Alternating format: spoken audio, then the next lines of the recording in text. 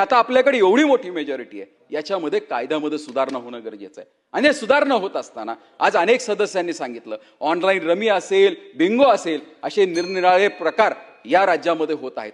याला सुद्धा आपल्याला ह्या सगळ्यामध्ये मकोकामध्ये घेऊन यावं लागणार आहे। त्याचबरोबर फायनान्शियल फ्रॉड्स हे मोठ्या प्रमाणावर वाढलेत।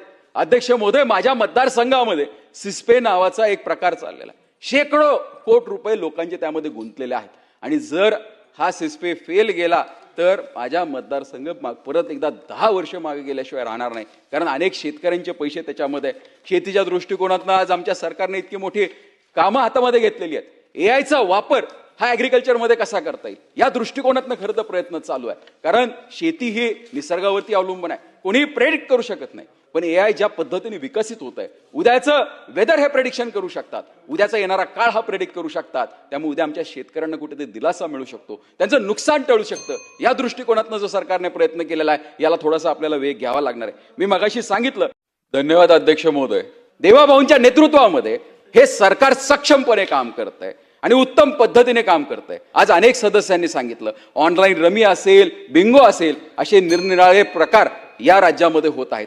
याला सुद्धा आपल्याला ह्या सगळ्यामध्ये मकोकामध्ये घेऊन यावं लागणार आहे। त्याचबरोबर फायनान्शियल फ्रॉड्स हे मोठ्या प्रमाणावर वाढलेत।